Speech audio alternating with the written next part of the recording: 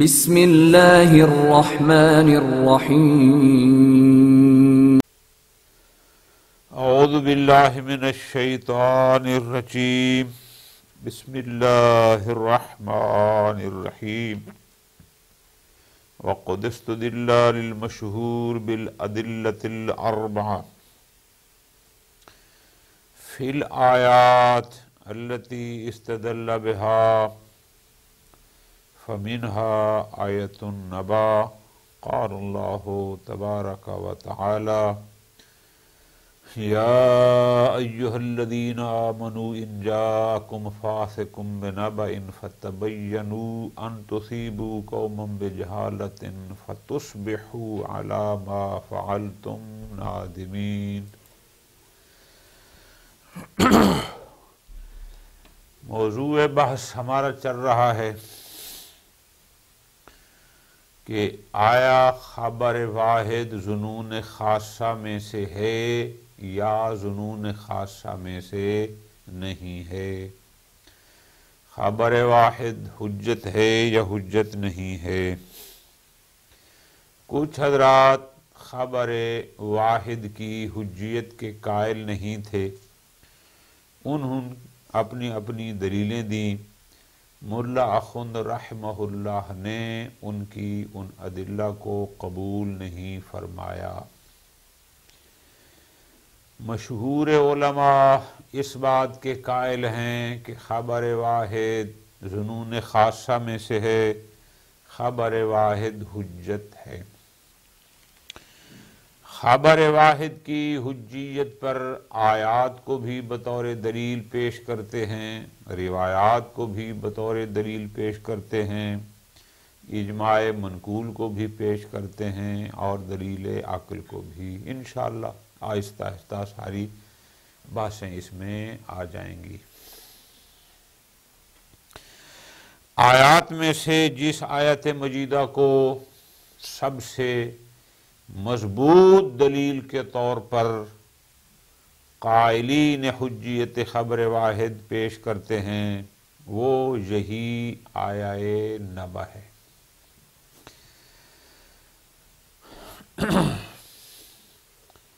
یہ آیہ نبأ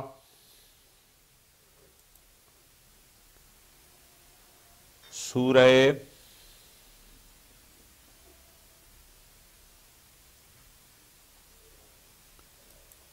حجرات کی یہ آیت مجیدہ ہے۔ اس کا شان نزول بھی حضرات نے یوں بیان فرمایا کہ ایک شخص تھا ولید بن عقبہ، خوب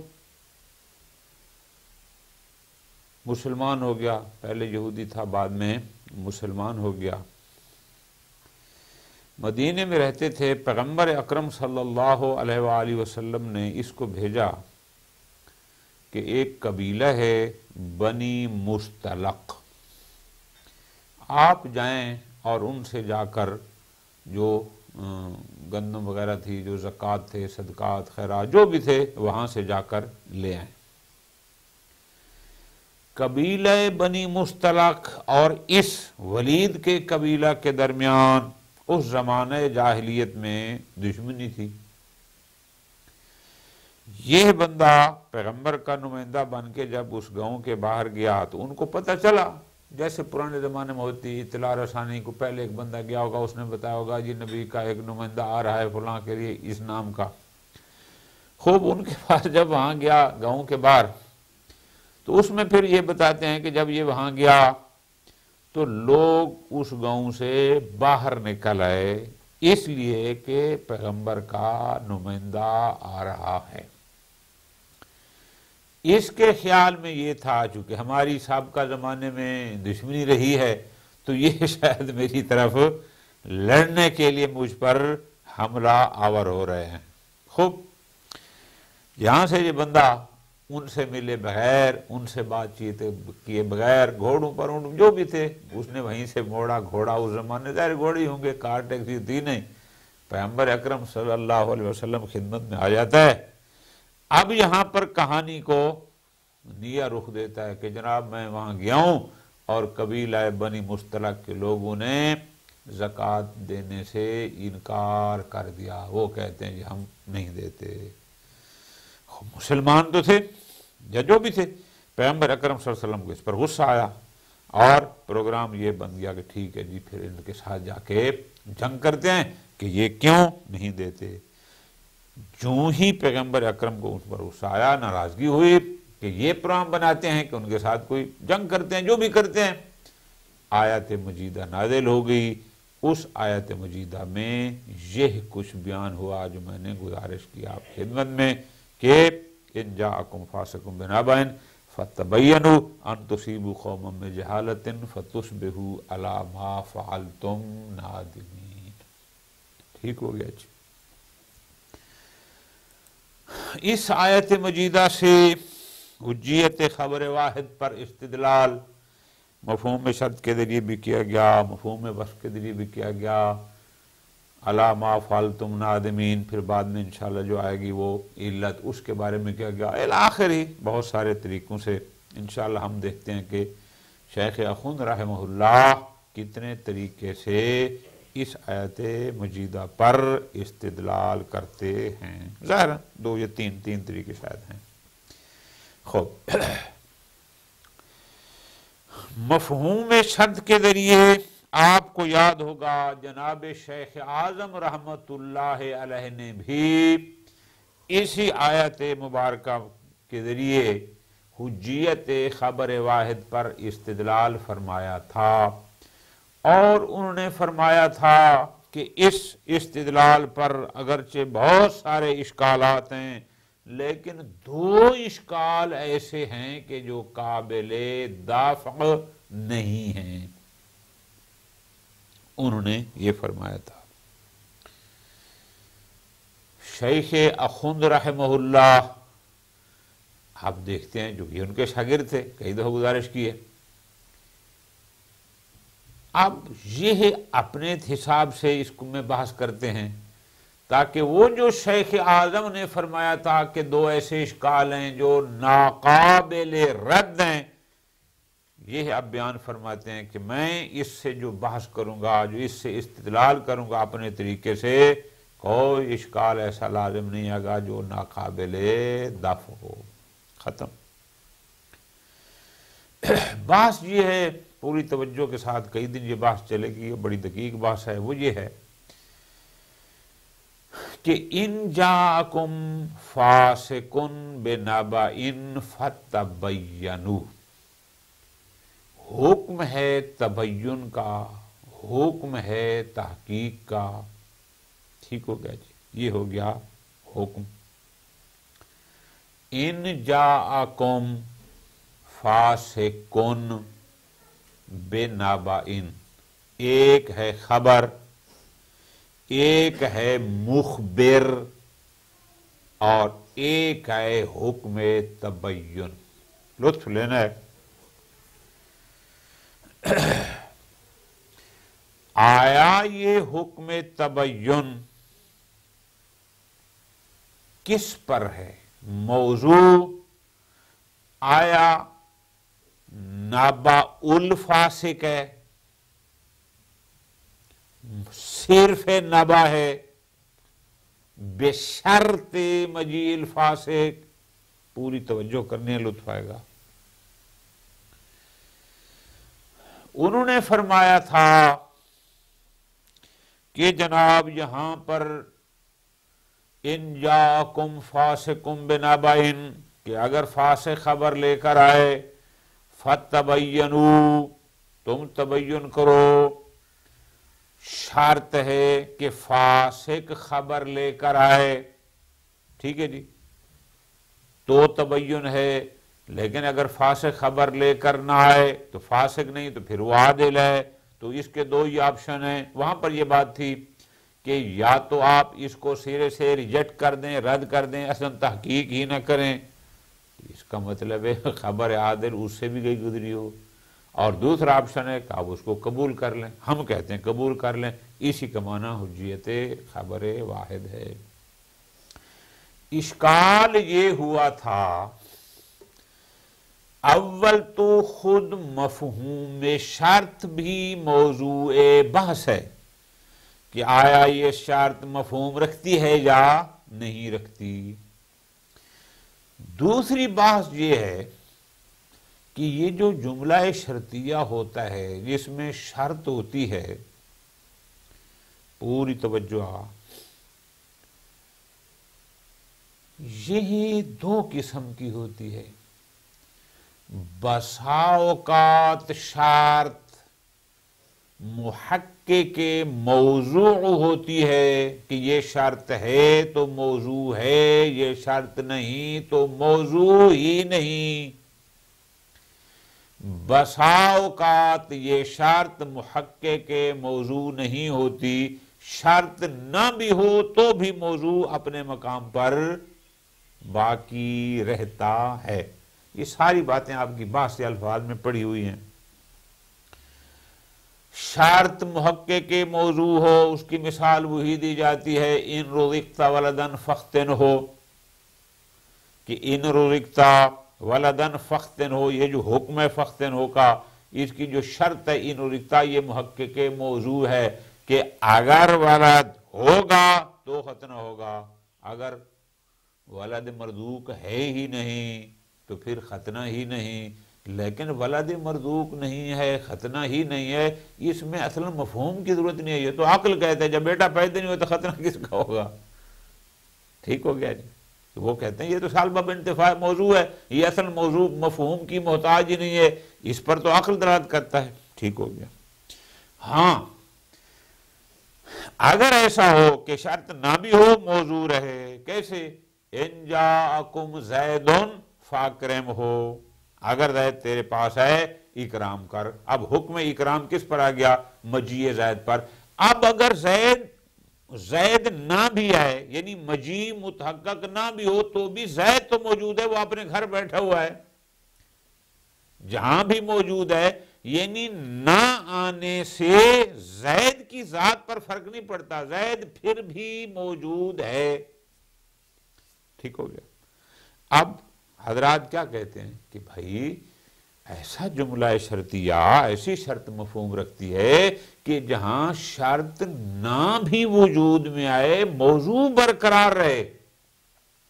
جیسے ابھی پیاری مثال ہے ان جاء زیدون فاکرم ہو، زید آ گیا اکرام واجب ہو گیا۔ اب زید آیا نہیں ہے لیکن ہے تو صحیح نا، جا کا تحقق نہیں ہوا لیکن زید تو اپنے مقام پر موجود ہے۔ اچھا وہ نہیں آیا، یہ اس کے پاس چلا گیا تو پھر بات ہو دی آیا اس نے اس کا اکرام کرنا ہے یا نہیں کرنا ہے، اس لیے کہ شرط کے نہ ہونے سے موضوع منتفی نہیں ہوا۔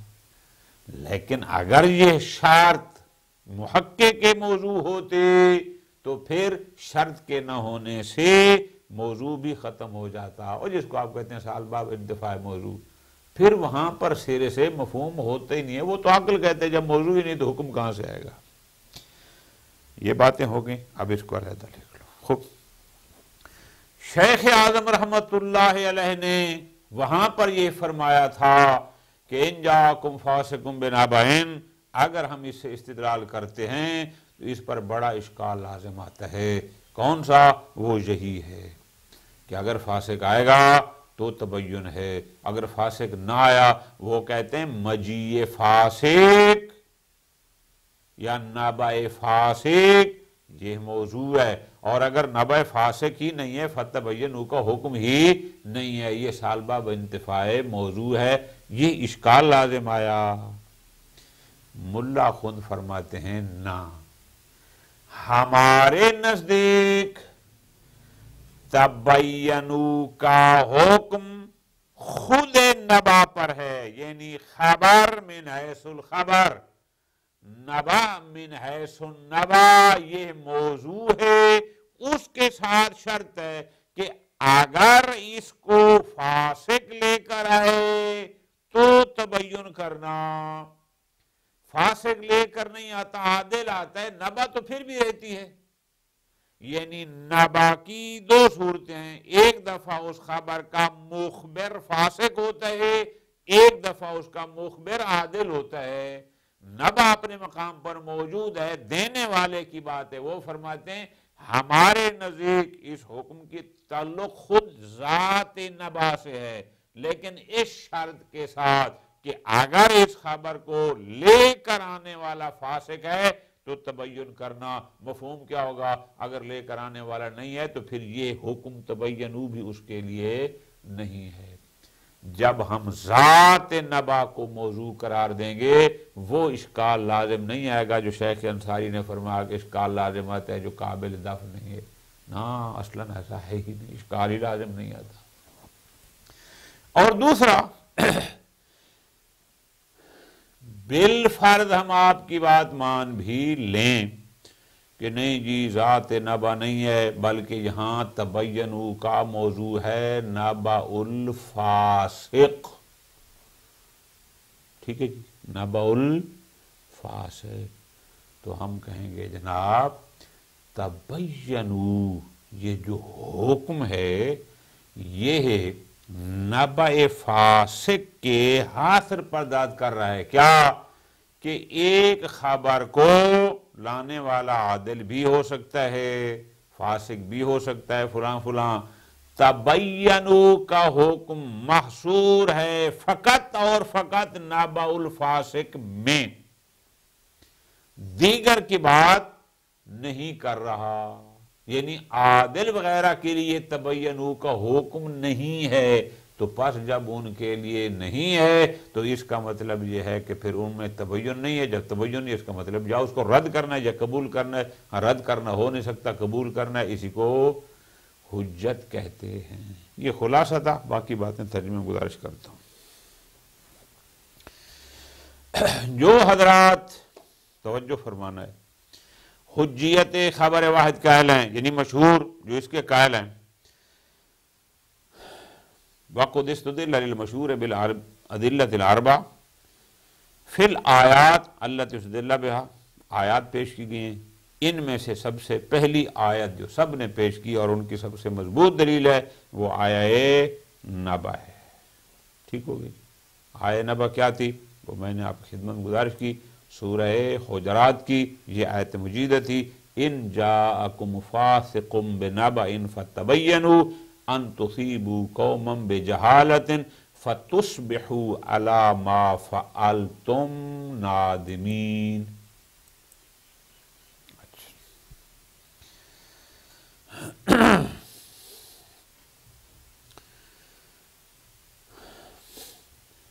فرماتے ہیں یمکن تقریب الاستدلال بہا من وجوہ، اسی ایک آیت مجیدہ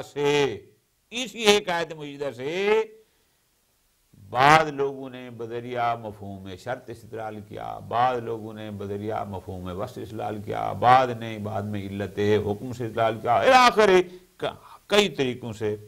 لیکن شیخ رحمت اللہ علیہ یہاں پر دو تین طریقے یہاں پر بیان فرمائیں گے کہ اس طریقے سے ہم اس آیت مجیدہ سے خبر واحد کی حجیت کو ثابت کر سکتے ہیں۔ فرماتے ہیں اظہرھا، اگرچہ لوگوں نے بہت سارے طریقوں سے اسی آیت مجیدہ سے حجیت کو ثابت کرنے کی کوشش کی ہے، لیکن میرے نزدیک سب سے جو اظہر، جو سب سے مضبوط طریقہ ہے اس آیت سے حجیت ثابت کرنے کا وہ ہے انہو من جہت مفہوم الشرط، وہ ہے بذریعہ مفہوم شرط۔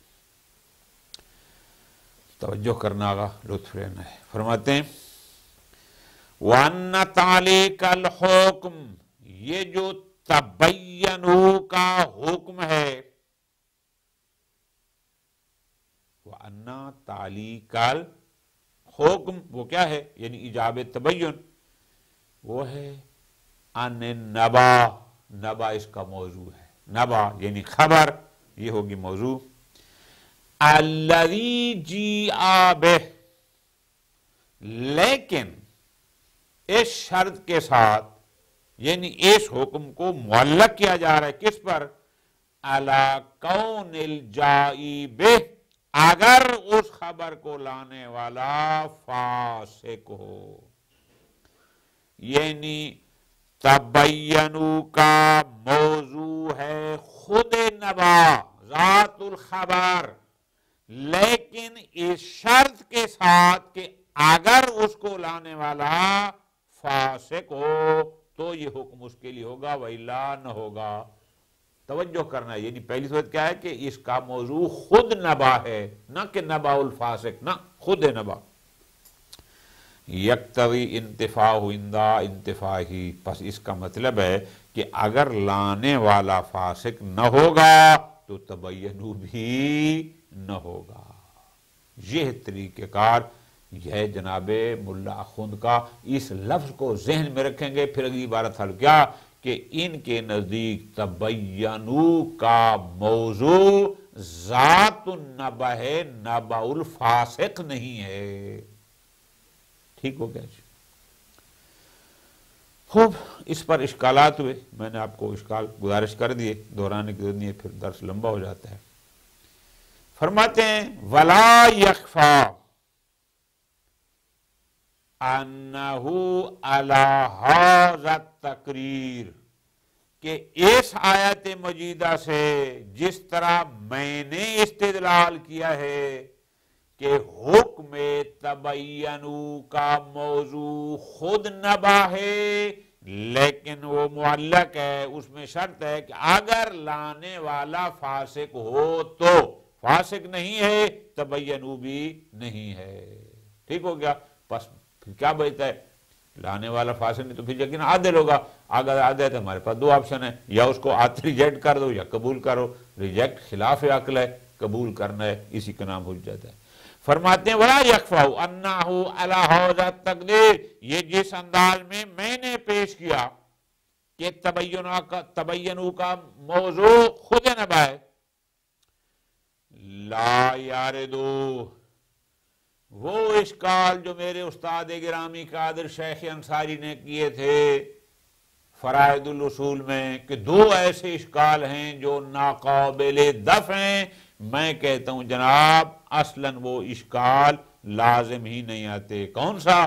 آپ کا ایک اشکال یہ تھا ان کا کہ ان الشرط فی القضیۃ لبیان تحقق الموضوع، کہ جناب یہاں جو شرط ہے اور فسق والی، یہ تحقق کے موضوع کی مبین ہے۔ کیا یہ محقق کے موضوع ہے؟ شرط نہ ہو تو موضوع ہی نہیں ہے۔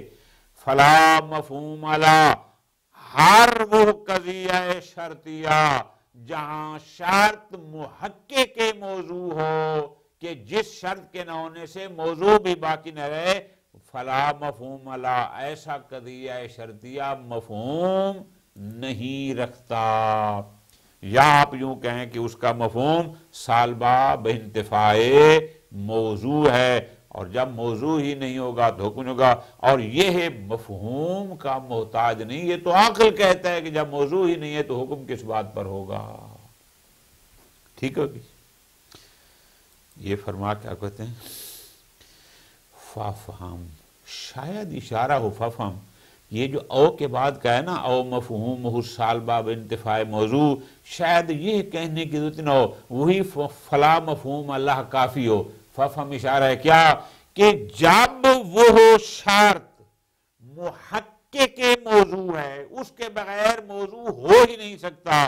شرط نہیں ہوگی تو موضوع نہیں ہوگی، جب موضوع نہیں ہے تو پھر ایسا قضیہ شرطیہ سرے سے مفہوم رکھتا ہی نہیں ہے۔ ٹھیک ہو گیا جی؟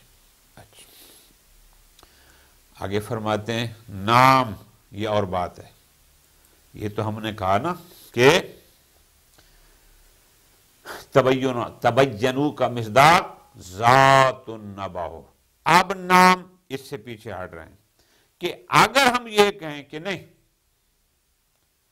یہ ذات نبع نہیں ہے بلکہ نبع اور مجیء فاسق، یعنی مرکب ہے، ایسی خبر جس کو فاسق لائے، یہ دونوں یعنی گویا کہ نبع الفاسق، صرف نبع نہ، یہ تبینو کا مصداق ہے، موضوع ہے۔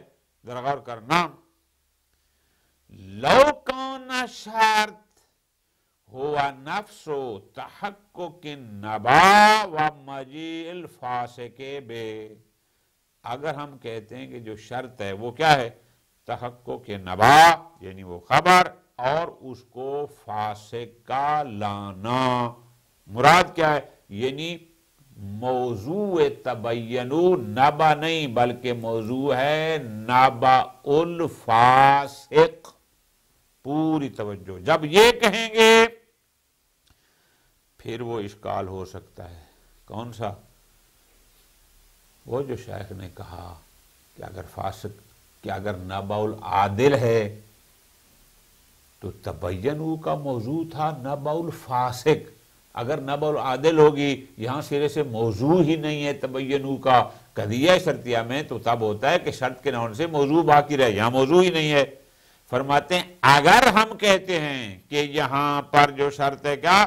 تحقق نبا و مجیء فاسق، یعنی مراد کیا کہ موضوع ہے نبا الفاسق، کانت القضیۃ الشرطیۃ، اب یہ ان جاکم فاسق جو قضیہ شرطیہ ہے مسوقۃ لبیان تحقق الموضوع، اس کا مطلب ہے یہاں شرط تحقق موضوع کو بیان کرنے کے لیے ہے۔ کیا مطلب؟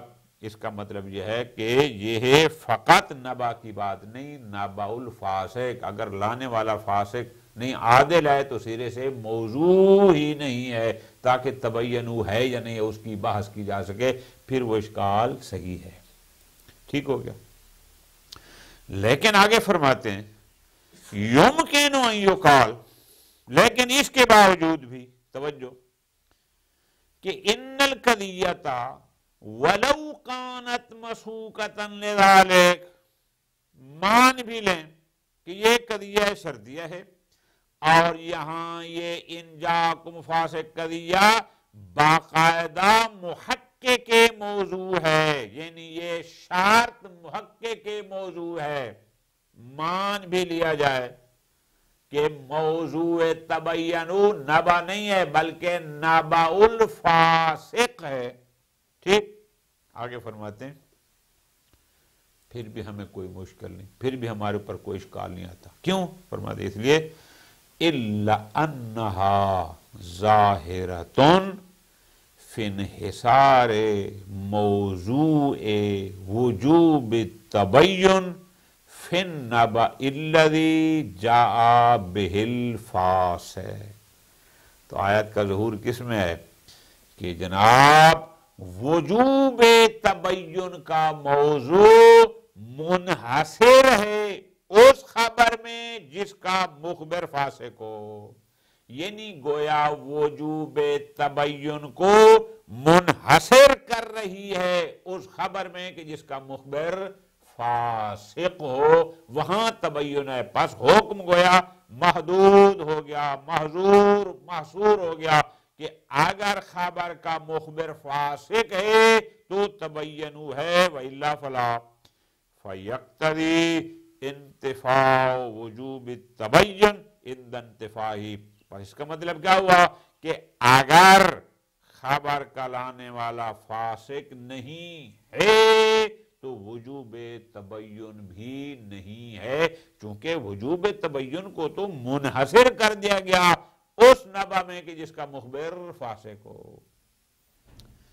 فرماتے ہیں فَيَقْتَضِي انتفاع وجوب التبین، پس یہ تقاضا کرتا ہے کہ وجوب تبین نہ ہوگا عند انتفاعی، کہ جب اس کو لانے والا یعنی فاسق نہ ہوگا، اس لیے کہ اگر وہ سبب نہیں تو مسبب بھی نہیں، بس اگر وہ لانے والا فاسق نہیں وجوب تبینی وجود موضوع آخر، ممکن ہے کہ اس کو لانے والا کوئی اور موضوع اس کے لیے موجود ہو۔ والسلام۔ ٹھیک ہو گیا؟ آگے فرماتے ہیں فتدبر، ممکن ہے اشارہ اس نقطے کی طرف ہو کہ آغا جان اگر قبول کر بھی جائے کہ آیت کا ظہور اس میں ہے کہ وجوب تبین اس نبا کے لیے ہے جس کا، اس خبر کے جس کا مخبر فاسق ہو، تو اس بات شاید نفی معدا تو نہیں کرتا، یہ تو فقط اتنا کہہ رہی ہے کہ اگر مخبر فاسق ہے تبین کرو. اگر غیر فاسق ہے، کوئی عادل ہے، فلان ہے، بات سمجھ آ گئی نا، اس میں تبین ہے یا نہیں ہے، یہ اس کو تو بیان نہیں کر رہی. آپ کیسے اس میں عدم تبین کی بات کر کے اسے حجیت کا استنباط کر رہے ہیں؟ ممکن ہے فتدبر اشارہ ہو اس نقطے کی طرف. وصلی اللہ علی محمد و آل محمد.